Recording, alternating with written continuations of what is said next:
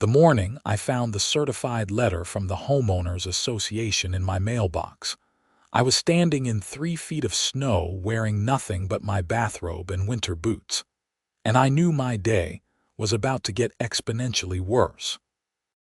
I had lived in the Pine Valley subdivision outside of Boulder, Colorado for 8 years. My name is Henry Jackson, and I owned a modest 2-story colonial that I had bought right before the housing market went crazy. The neighborhood was nice enough, full of young families and retirees who actually cared about their properties. The HOA had always been relatively reasonable until about 6 months ago when Karren Keller moved into the neighborhood and immediately got herself elected as president. Karren was 52 years old with that specific haircut that demanded to speak to managers everywhere she went. She wore designer athleisure clothes despite never setting foot in a gym, and she drove a white Lexus SUV that she parked diagonally across 2 spaces. Within her first month as HOA president, she had sent out violation notices to 17 different homeowners for infractions ranging from lawn ornaments to mailbox colors that were half a shade off from the approved palette. I ripped open the envelope right there in the snow, my fingers going numb as I read the contents. The letter informed me that effective immediately, I was prohibited from using my contracted snowplow service to clear my driveway.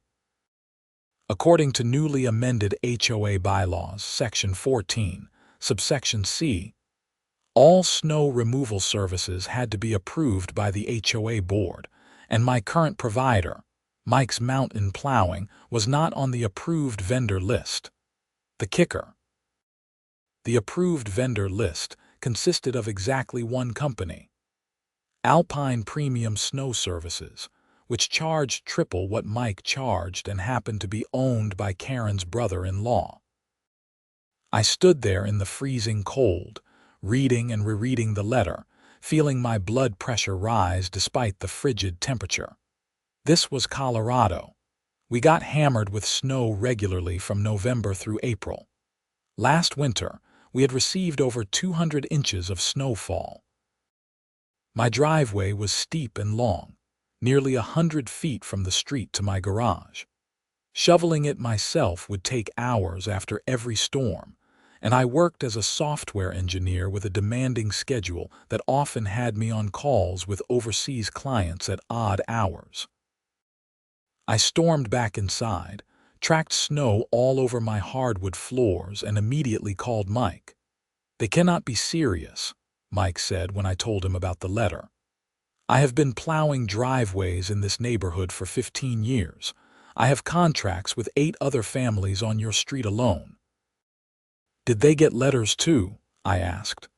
"Let me make some calls and find out. This is insane, Henry. My prices are fair, my equipment is top-notch, and I have never damaged anyone's property or missed a scheduled plow. This smells like a shakedown." Mike called me back 20 minutes later with bad news. All 8 of my neighbors who used his service had received identical letters. Most of them were planning to just switch to Alpine Premium to avoid the hassle. A few were going to try shoveling themselves. "What are you going to do?" Mike asked. "I am going to fight this," I said. "This is corrupt and probably illegal." I spent the rest of that day researching Colorado HOA laws and regulations. What I found was both encouraging and frustrating. While HOAs in Colorado did have broad authority to create and enforce rules, they also had to follow certain legal procedures. Any significant changes to covenants or bylaws required proper notice and often a vote by the homeowners. I dug through my files and found the original HOA documents I had signed when I bought the house. Sure enough, major changes required a 30-day notice period and a majority vote. I checked the HOA meeting minutes online. The last meeting had been 2 weeks ago, and it showed only 4 people in attendance. Karren, the treasurer, her next-door neighbor Dorothy, the secretary, her book club friend Margaret, and one random homeowner who had come to complain about a barking dog. There had been no vote. Karren had simply announced the new rule. I drafted a formal complaint and request for an emergency HOA meeting, citing the improper procedure and demanding that the new rule be rescinded. I hand-delivered copies to Karren's house that evening. She answered the door in a cream-colored cashmere sweater and designer jeans, holding a glass of red wine. Her blonde highlights were fresh, and her nails were perfectly manicured. "Henry," she said, drawing out my name like I was a child who had disappointed her. "I wondered when you would show up." "This rule change is illegal," I said, handing her the papers. "You did not follow proper procedure. There was no vote."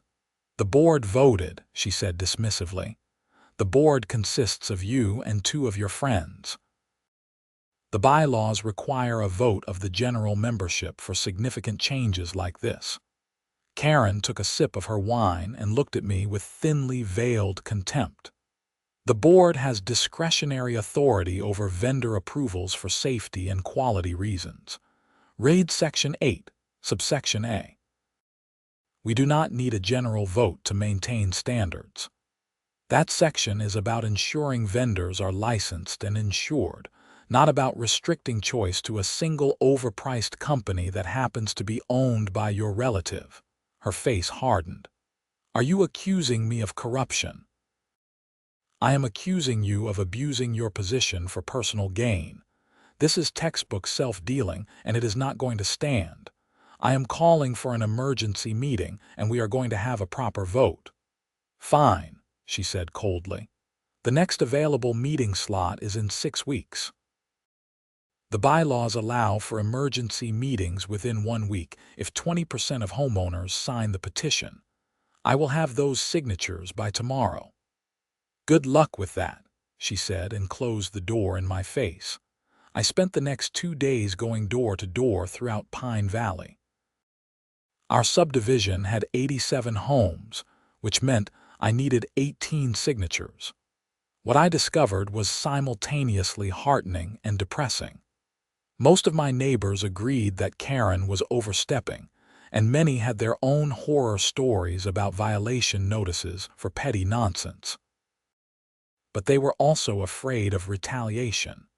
"She sent me 3 violation notices in 1 month, my neighbor Paul told me. My house number was 2 inches too small according to some rule she dug up. My rose bushes were not pruned to the exact specifications. My trash cans were visible from the street for 20 minutes after the truck came. I just want to live here in peace, Henry." "Which is exactly why we need to push back," I argued. "She is only going to get worse if nobody stands up to her." By the end of the second day, I had 23 signatures. I submitted the petition to Karren via email with all the signatories copied. She responded within an hour, scheduling the emergency meeting for the following Tuesday at 7 p.m. at the community center. That weekend, we got slammed with the first major storm of the season. 18 inches fell in less than 24 hours. My driveway became completely impassable. I called Mike to see if he would plow it anyway, but he was hesitant. "Henry, they could fine you. They could fine me." "I have a business to protect." "I understand," I said, frustrated but trying to be reasonable. "Do not worry about it." I spent 4 hours on Sunday morning shoveling my driveway. My back screamed in protest. My shoulders burned. My fingers went numb despite 3 pairs of gloves. Halfway through, I watched Karren's driveway get cleared by an enormous truck with Alpine Premium Snow Services emblazoned on the side. The driver finished her driveway in 6 minutes flat, using a professional-grade plow with a salt spreader attachment. When Tuesday evening arrived, the community center was packed.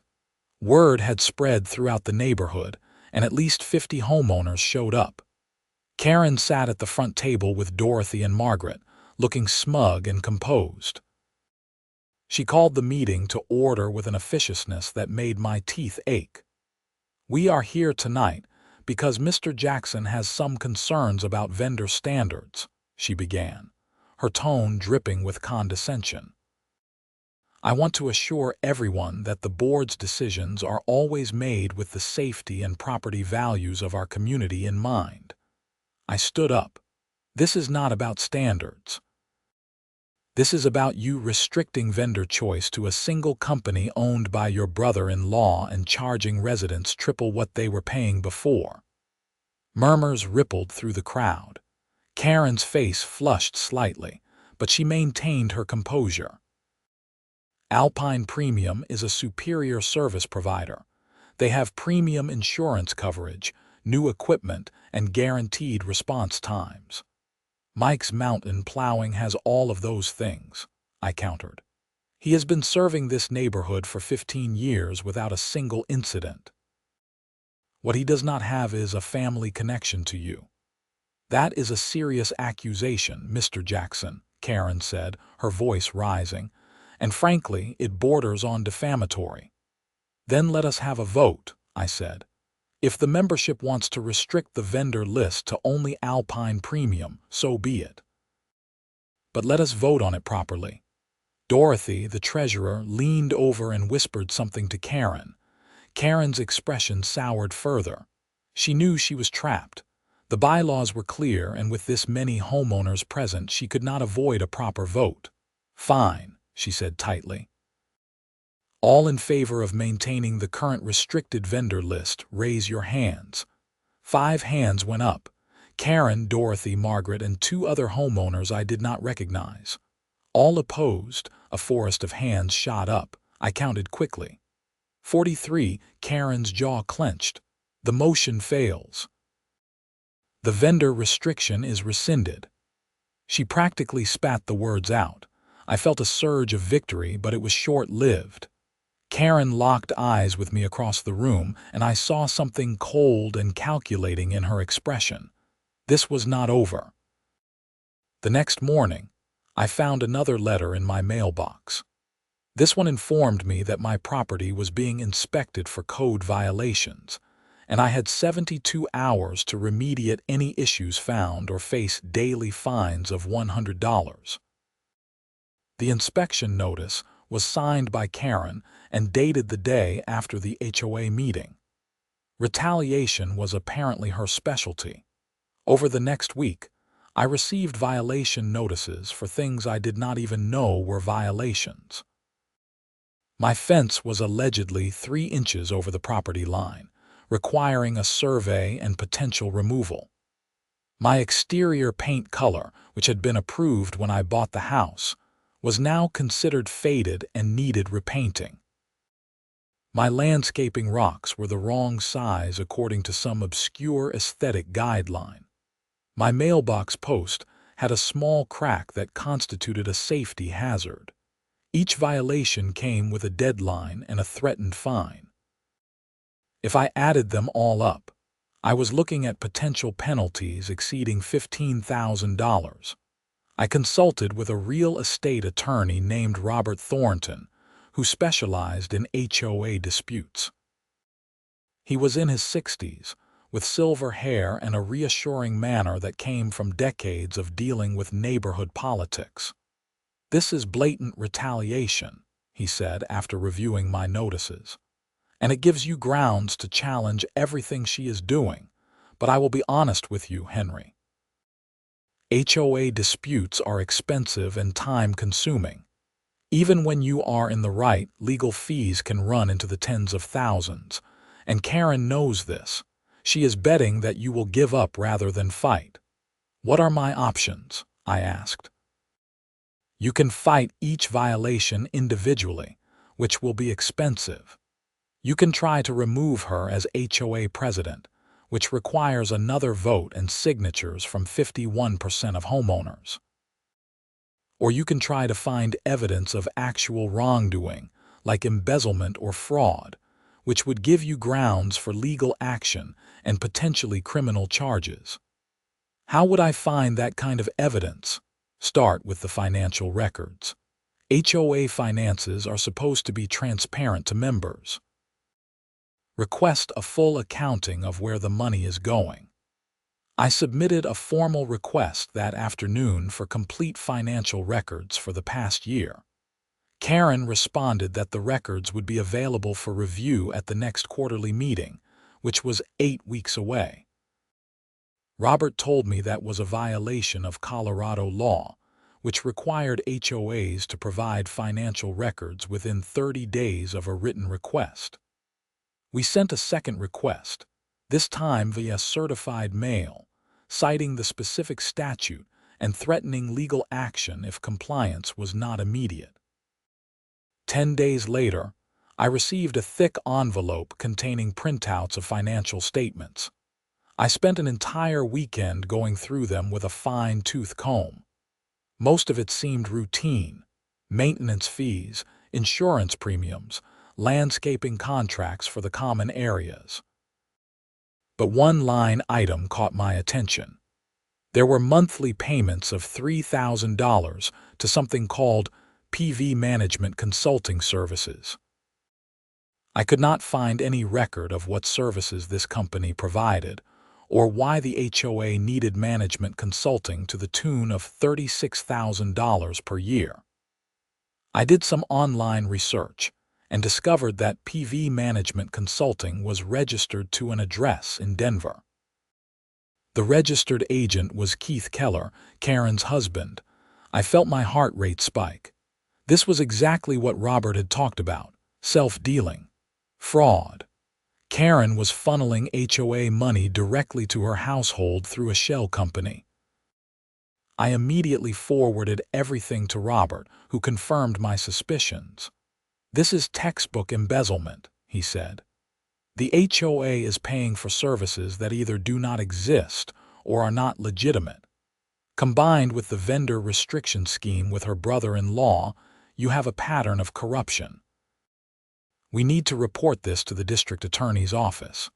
Before we could do that, another massive storm hit. This one was even bigger than the last, dumping 24 inches of snow over 2 days. It was mid-December, and Colorado was getting absolutely hammered. My driveway was once again buried, and this time Mike was available to plow it. "I heard what happened at the meeting," he said when he arrived with his truck. "Good for you for standing up to her. That woman is a piece of work." "You have no idea," I muttered, watching him make quick work of the snow. He was almost finished when Karren came storming out of her house, still in her pajamas and a parka, her hair disheveled. "What do you think you are doing?" she screamed across the street. "Having my driveway plowed," I called back, "which is completely within my rights according to the vote we took. That vote was based on fraudulent information and misrepresentations. I am calling an emergency board meeting to overturn it." "You cannot just overturn a membership vote because you did not like the outcome." "Watch me," she snarled and stormed back inside. True to her word, 3 days later, I received notice of an emergency board meeting that had taken place the previous evening. The 3-person board had voted to reinstate the vendor restrictions, claiming new safety concerns had come to light regarding unlicensed contractors. I was done playing games.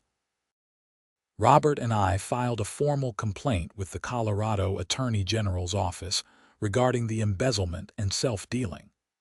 We also filed for an injunction in district court to prevent the HOA from enforcing the vendor restrictions or any of the retaliatory violations against my property. The court date was set for January 15th, which was 4 weeks away. In the meantime, Karren sent me a cease and desist letter demanding that I stop using Mike's services or face immediate legal action and fines. I was standing in my living room, reading this latest threat, when inspiration struck. The letter specifically prohibited me from hiring snowplow services not on the approved vendor list. It said nothing about other methods of snow removal. I called my sister Rachel, who was a middle school teacher in Denver. "How would you like to make some extra money for your students?" I asked. "I am listening," she said cautiously. "I need to hire a bunch of kids to shovel snow. Pay is $20 an hour and I will provide all the shovels and hot chocolate." Rachel laughed. "You are serious." "Completely serious." "Can you spread the word?" She could, and she did. Rachel taught at a school with 600 students, many from families that could use extra income. She sent out an email to parents explaining the opportunity. Within 24 hours, I had commitments from 45 kids ranging from ages 12 to 16. But I needed more than 45 kids. I needed to make a statement. I posted on neighborhood social media groups, contacted other schools, reached out to scout troops and church youth groups. The story of the HOA battle had spread throughout Boulder, and people were eager to help. There was something about the underdog fighting petty bureaucracy that resonated. By the time the next storm rolled in on January 8th, I had commitments from over 200 kids. The storm hit on a Friday night, and by Saturday morning we had another 2 feet of snow blanketing the neighborhood. I had ordered 200 snow shovels online, along with supplies for hot chocolate, hand warmers, and snacks. I had rented the community center pavilion and set up heating lamps and tables. At 8 a.m., kids started arriving with their parents. At first it was a trickle, then a flood. They came in minivans and SUVs, bundled in winter gear, excited and chattering. Many had brought their own shovels. Some came with sleds to haul the snow. It was organized chaos, and I loved every minute of it. Rachel helped me organize them into teams. I divided my property into sections and assigned groups to each area. The driveway team, the walkway team, the front yard team, the side yard team. We had team leaders and rotation schedules so kids could warm up in shifts. At 8:30, I blew a whistle and 200 kids descended on my property like a friendly invasion force. It was glorious. The sound of shovels scraping pavement filled the air.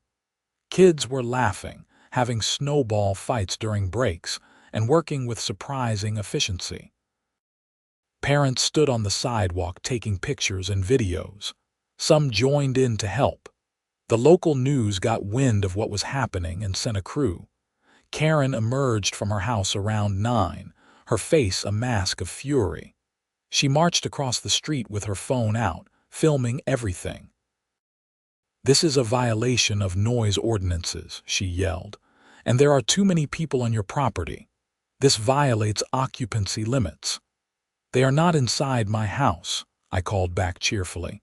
"They are performing yard work, which is perfectly legal, and it is 9 a.m. on a Saturday. Noise ordinances do not apply. This is a business. You are running a commercial operation out of your home which violates residential zoning." "I am not running a business. I am employing individuals to perform a one-time service on my private property. Completely legal." A reporter approached Karren with a microphone.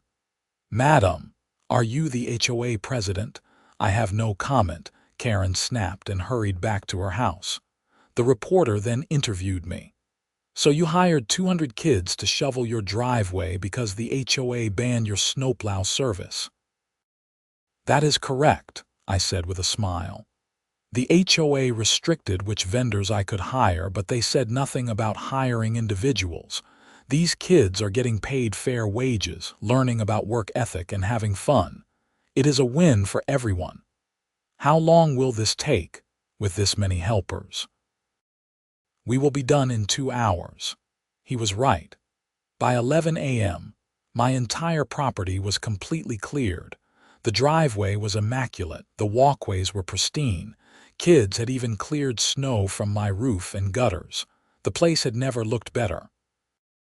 I paid every single kid $20 per hour, and most had worked for 2.5 hours. I handed out $5,000 in cash that morning, and it was worth every penny.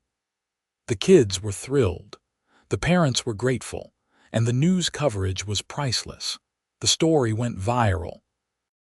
By Sunday morning, videos of the snow shovel army were all over social media. News outlets across the country picked it up. I did phone interviews with radio stations from New York to Los Angeles. Everyone loved the story of the homeowner who outsmarted his HOA using creativity and community spirit. The attention put enormous pressure on Karren and the HOA board. The comments on social media were brutal, with people calling out the obvious corruption and overreach. Someone found the public records showing that her husband owned PV Management Consulting, and that became part of the story too. The district attorney's office announced they were investigating the HOA's finances. The Colorado Attorney General's office sent an investigator to interview me and review the documents Robert and I had submitted. On January 14th, the day before our court hearing, Karren resigned as HOA president.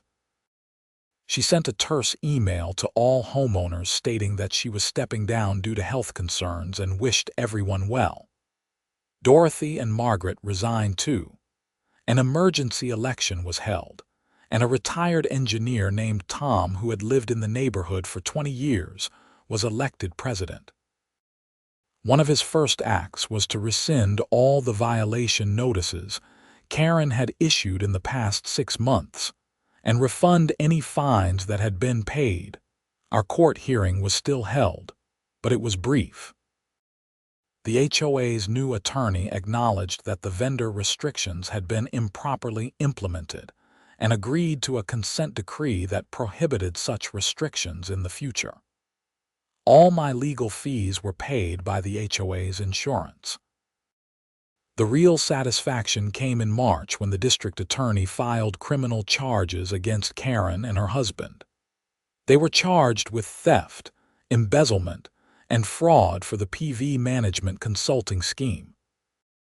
Investigators found that the company had done no actual work for the HOA and existed solely to funnel money to the Kellers.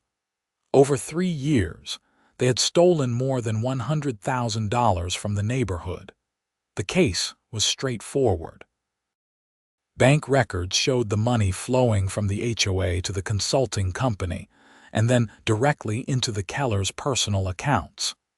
There were no invoices, no deliverables, no documentation of any services performed. Karren's own emails, which were subpoenaed, showed her directing Dorothy to approve the payments without question. The trial took place in August. I attended several days of testimony, watching Karren squirm on the witness stand as prosecutors walked through the paper trail of her crimes. She tried to claim the consulting fees were legitimate, that her husband had provided strategic advice and administrative support. But when pressed for any specific examples or documentation, she had nothing. The jury deliberated for less than 4 hours, guilty on all counts. In October, Karren was sentenced to 3 years in prison and ordered to pay full restitution plus penalties. Her husband got 2 years and the same restitution order. They also had to forfeit their house to help pay back what they had stolen. I watched from the gallery as the judge delivered the sentence. Karren, who had spent so many months making my life miserable over trivial rule violations, broke down crying as she was led away in handcuffs. I felt no satisfaction from her tears, but I felt a deep sense of justice being served. The neighborhood threw a party that November to celebrate the new HOA leadership and the end of the Karren era. We held it at the community center on a Saturday afternoon, and nearly every homeowner showed up. There was food, music, and a genuine sense of community that had been missing for a long time. Tom, the new president, gave a short speech thanking everyone for their patience during the transition and promising a return to common-sense governance. An HOA should serve its residents, not rule over them, he said to enthusiastic applause. We are going to focus on maintaining our common areas, protecting property values, and staying out of everyone's business as much as possible. Mike was there too, and he had brought his plow truck decorated with ribbons. He had gotten contracts to service 42 homes in the neighborhood, and his business was thriving. "I should thank Karren," he joked. "All that drama got me more customers than I ever had before." Rachel brought a group of her students who had been part of the snow shovel army. They had started their own snow removal business and were making good money while learning entrepreneurship. Several other kids from that day had done the same. What started as my act of defiance had turned into a legitimate youth employment opportunity. "You should run for HOA president next term," Rachel told me as we stood drinking coffee and watching people mingle. "Absolutely not," I said firmly. "I have had enough of HOA politics to last a lifetime." "Fair enough. But you did a good thing, Henry. You stood up to a bully when everyone else was too afraid. That matters." She was right, though it had not felt brave at the time. It had felt necessary. Karren had counted on people being too intimidated or too apathetic to fight back. She had counted on the system protecting her, because fighting the system was hard and expensive and exhausting. What she had not counted on was someone stubborn enough to push through all of that, and creative enough to find a loophole involving 200 kids and a mountain of snow. As winter set in again, I called Mike to arrange my seasonal plowing contract. No letters came from the HOA. No violation notices appeared in my mailbox. I could park my car wherever I wanted in my own driveway without fear of fines.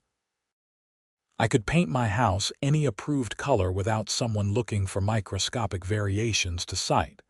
I could live in my own home without feeling like I was under constant surveillance. It was such a simple thing, really. Just the basic freedom to exist in your own space without petty tyranny.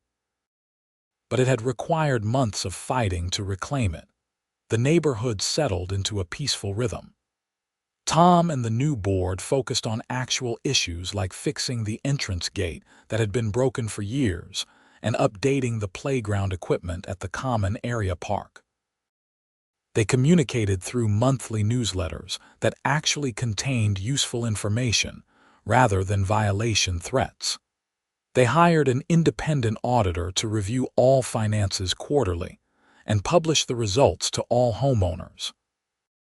December brought another massive storm system, and I stood in my living room window watching Mike's plow clear my driveway in 6 efficient minutes. Across the street, the new family who had bought the Keller's foreclosed house was having their driveway cleared by Mike as well. They were a young couple with 2 small kids, and they had told me how excited they were to join such a friendly neighborhood. I had not mentioned the previous drama. Some stories were better left in the past. That evening, my doorbell rang. I opened it to find a group of about 15 kids standing on my porch, bundled in winter gear and holding shovels. "Hi, Mr. Jackson," said a teenager I recognized from the original snow shovel army. "We heard there might be another big storm next week. Just wanted to let you know we are available if you need us," I smiled. "I appreciate that, but I've got Mike on contract now. It is all taken care of." "We know," the kid said, "but we wanted to say thanks anyway. That whole thing last winter was really cool.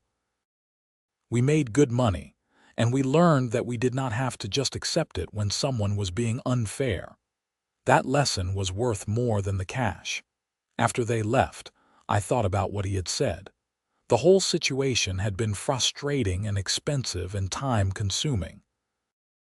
It had cost me thousands in legal fees even after the reimbursement. It had consumed months of my life. I had lost sleep and felt stress I did not need.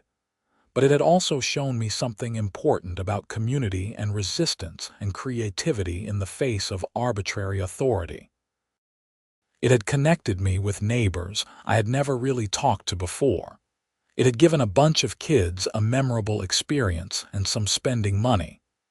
It had removed a genuinely corrupt person from a position of power. And it had all started because Karren Keller thought she could push people around without consequences. The legal system had handled the criminal aspect. The courts had addressed the procedural violations. But the 200 kids with shovels, that had been about something else entirely. That had been about showing that creative resistance was possible.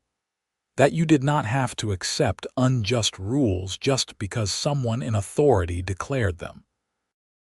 That sometimes the best response to petty tyranny was not a legal brief or a formal complaint, but a ridiculous, over-the-top demonstration that exposed the absurdity of the situation.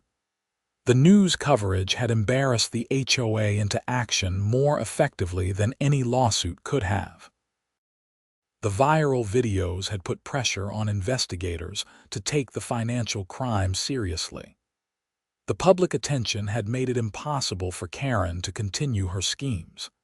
In February, I got a call from a woman in Phoenix who was having similar problems with her HOA. She had seen the news coverage and wanted advice on how to fight back. "You have any big upcoming snowstorms?" I joked. "We do not get snow in Phoenix," she said, "but we do have a lot of rocks that need to be moved for landscaping compliance issues." I ended up consulting with 7 different people over the next few months who were dealing with abusive HOAs. Each situation was different, but the underlying dynamics were usually the same. Someone with a little bit of power using it to benefit themselves or simply to feel important, and a community of people too worn down to push back effectively. My advice was always the same. Document everything. Know your bylaws better than the board does. Get an attorney if you can afford it. Build coalitions with other homeowners. And if you can find a creative, dramatic way to highlight the absurdity of what is happening, do it. Not everyone had the option of hiring 200 kids with shovels. But everyone had some equivalent, some way to expose overreach through creative compliance or theatrical demonstration. The key was refusing to be intimidated and finding leverage in unexpected places.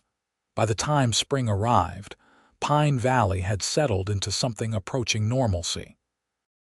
The common areas looked good. The finances were transparent. The board was responsive without being overbearing. Tom proved to be an excellent president who actually tried to solve problems rather than create them. I ran into Dorothy one day at the grocery store.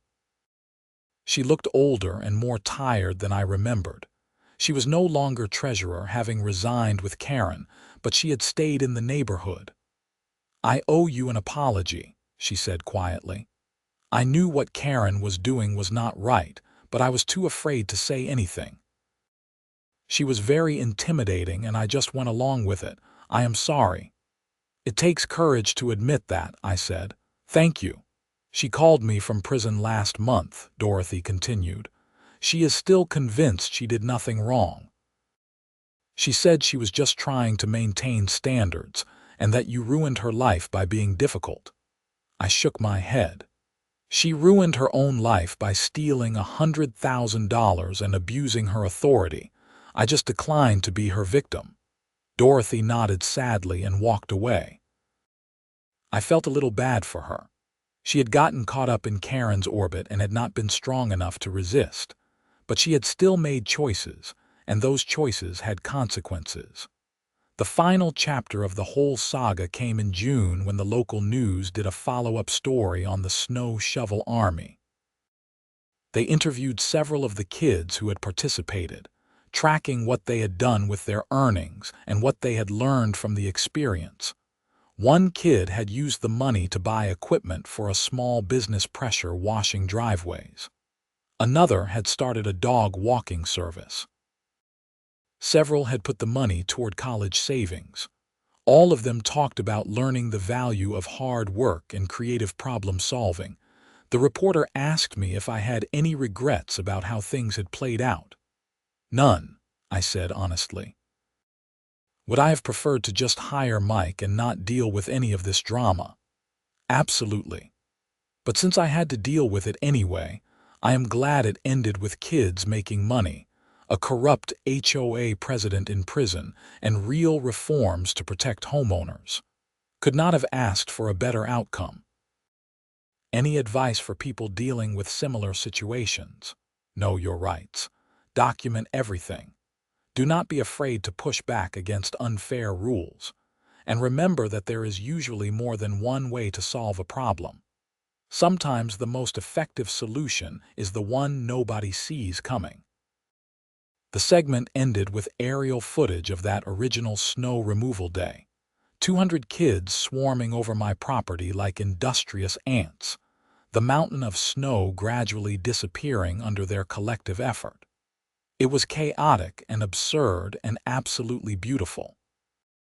I saved the video to my computer and watch it sometimes when I need a reminder that standing up to unfair authority is possible and worthwhile. That creativity and community can overcome petty tyranny. That 200 kids with shovels can move mountains of snow and, metaphorically at least, mountains of bureaucratic resistance. Pine Valley is a good place to live now. The HOA does what it is supposed to do and nothing more. Neighbors help each other without fear of violation notices. Kids earn money shoveling walks in the winter and mowing lawns in the summer. Mike's business thrives. And I sleep soundly knowing that my driveway will be plowed efficiently every time it snows, without drama or corruption or threats. Sometimes I drive past the house where Karren used to live and think about how different things might have been if she had just been reasonable. If she had focused on actual community improvement instead of schemes to enrich herself. If she had treated homeowners as neighbors instead of subjects. But people like Karren rarely see themselves clearly until it is too late. They mistake the minor authority of an HOA presidency for real power. They forget that in America, even homeowners associations are bound by laws and democratic principles. They think they can get away with corruption because most people will not fight back. Usually they are right. Most people will not fight back because fighting is hard and uncertain and exhausting. But sometimes, every once in a while, they encounter someone who will fight back. Someone stubborn or principled or just angry enough to say no and mean it. Someone who knows that HOA bylaws are not holy scripture and that creative resistance is always an option. I never wanted to be that person. I just wanted to live in my house and have my driveway plowed without drama. But when forced to choose between submission and resistance, I chose resistance. And I found that 200 kids with shovels could accomplish more than I ever imagined, not just in clearing snow, but in clearing away the illusion that petty tyranny has to be accepted. That HOA corruption is just the cost of suburban living. That ordinary people have no power against those who abuse small positions of authority. Every winter now when the first snow falls, I think about that morning. The sound of 200 shovels scraping pavement. The laughter of kids having snowball fights during breaks. The look on Karren's face as she realized her carefully constructed system of control was falling apart in the most ridiculous way possible. And I smile. Because sometimes the best way to beat the system is not to attack it head-on, but to dance around it so creatively that you expose its absurdity for everyone to see. To find the loophole nobody thought to close because nobody imagined anyone would actually use it. Karren banned my snowplow service, so I used 200 kids with shovels instead. And in doing so, I discovered that when you stand up to bullies with creativity and community support, you do not just solve your own problem. You inspire others.